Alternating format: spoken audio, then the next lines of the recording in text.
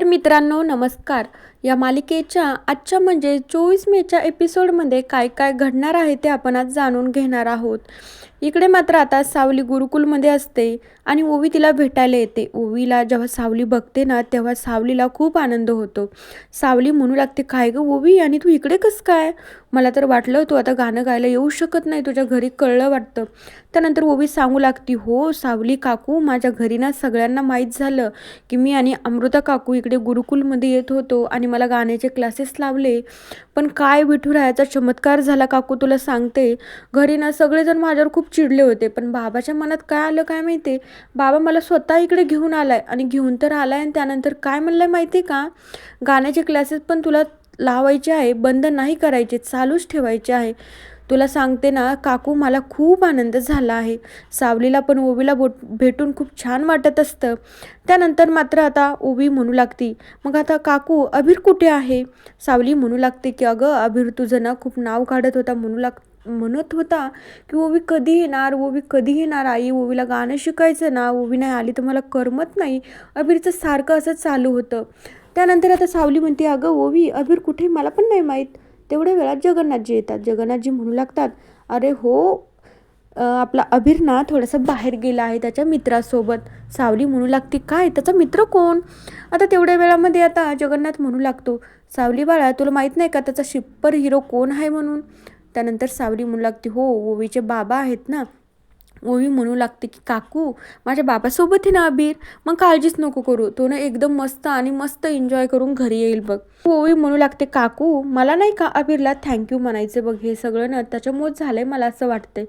दुसरीकडे सारंग मस्त अबीरला घेऊन गाडीत फिरत असतो. इतक्या मोठ्या गाडीत अबीर बसलाय म्हणून त्याला खूप आनंद होत असतो. अबीर खूप मस्त एन्जॉय करत असतो. तर अबीर म्हणू लागतो, खरं सांगू का सुपर हिरो तुम्हाला, याच्या अगोदर ना मी इतक्या मोठ्या गाडीत कधी फिरलोच नाही, मला ना खूप आनंद होतोय. नाहीतर त्या बेळगावमध्ये आम्ही ना फक्त ॲटो आणि बसनंच इकडे तिकडे जायचो. आमच्याकडे तुमच्यासारखी गाडी नाही ना बाबा इतकी मोठी.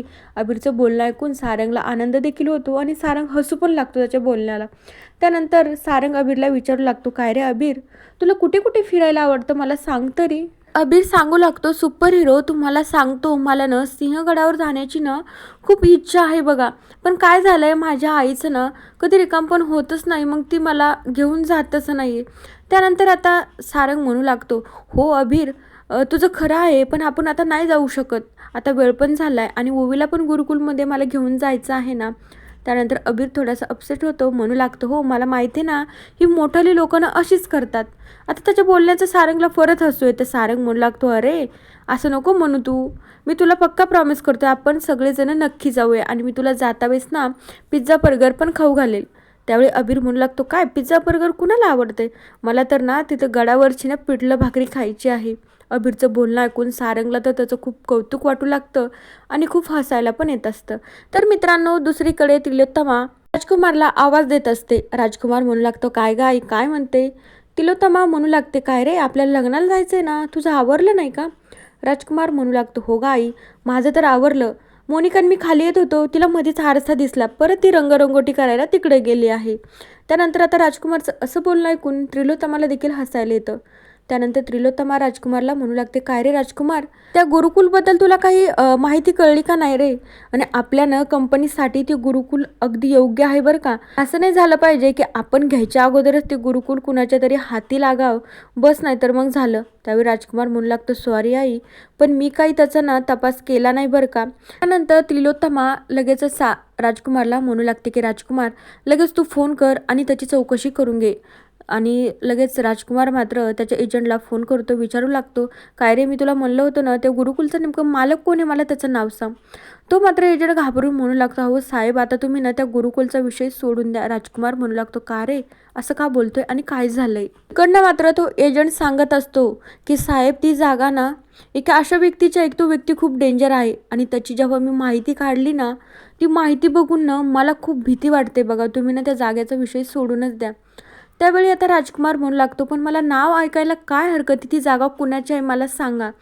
त्यावेळी आता तिकडनं मात्र तो एजंट सांगू लागतो की ती जागा ना जगन्नाथ पंडित यांची आहे. त्यावेळी त्या माणसाने नाव सांगितल्याच्या नंतर इकडे मात्र राजकुमारला धरधरूनच घाम फुटतो. आता राजकुमार इतका प्लॅनिक होऊन फोनवर बोलतोय म्हणून त्रिलोत्तमा पण त्याच्या जवळ येते. राजकुमार लगेच फोन कट करून टाकतो. तर मोनिका पण खाली आलेली असते. तितक्या वेळामध्ये त्रिलोत्तमा म्हणू लागते, काय रे राजकुमार, काय झालंय आणि तू इतका घाबरून फोनवर का बोलत होता? कुणाची जागा आहे ती? त्यावेळी आता राजकुमार सांगू लागतो, अगं आई, जाऊ दे ना, दे ना त्या जागेचा विषय सोडून, आपण दुसरीकडे चांगली एखादी जागा बघूया. तर तिलोत्तमा म्हणू लागते की राजकुमार, मी काय बोलते तुला कळतंय का? त्या जागेचा मालक कोण आहे? 2-3 वेळेस विचारल्याच्या नंतर देखील राजकुमार सांगत नसतो. राजकुमार घाबरत असतो जगन्नाथजीचं नाव घेण्यासाठी. त्यानंतर तिलोत्तमा परत एकदा विचारते, तर राजकुमार सांगू लागतो, ती जागा ना जगन्नाथजी यांची आहे. त्यानंतर ते नाव ऐकून मात्र तिलोत्तमाला पण धक्का बसतो. तर मोनिका म्हणू लागते, का आपण का नाही घेऊ शकत ती जागा?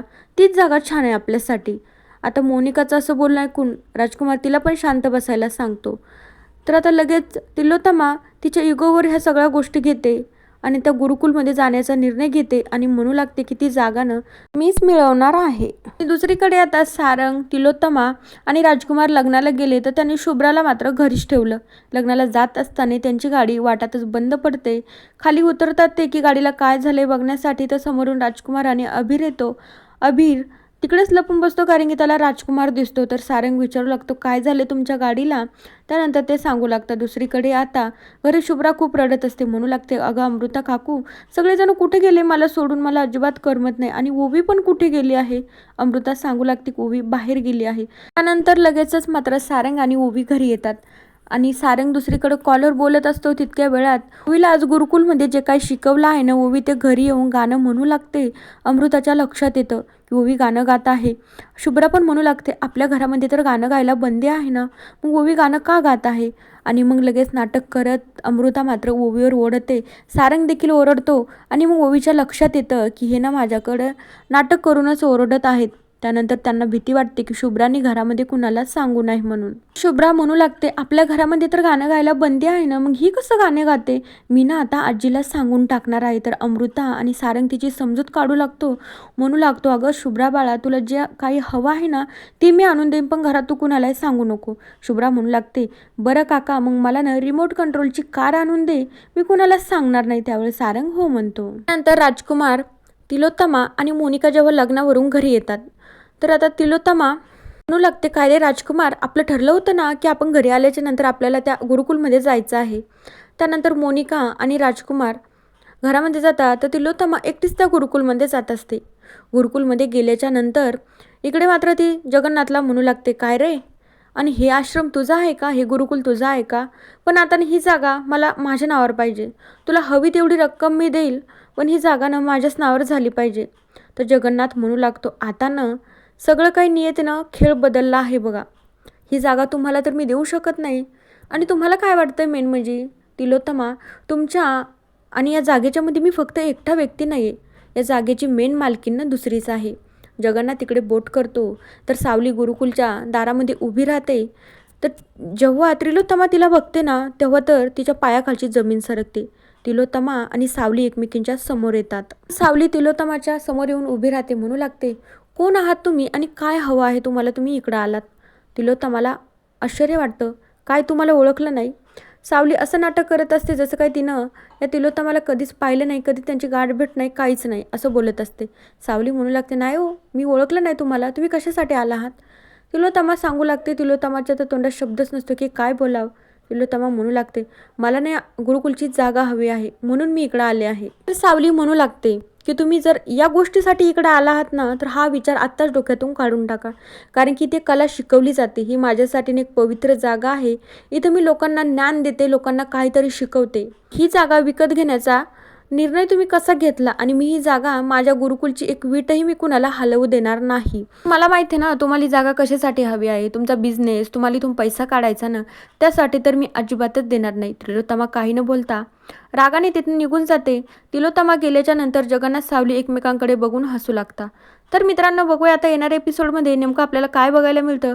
तिलोत्तमा कोणत्या टोकाचं पाऊल उचलते नक्की बघूया. तोपर्यंत या मालिकेच्या पुढील भागांच्या अपडेट्ससाठी आपल्या चॅनलला नक्की सबस्क्राईब करा. So bye.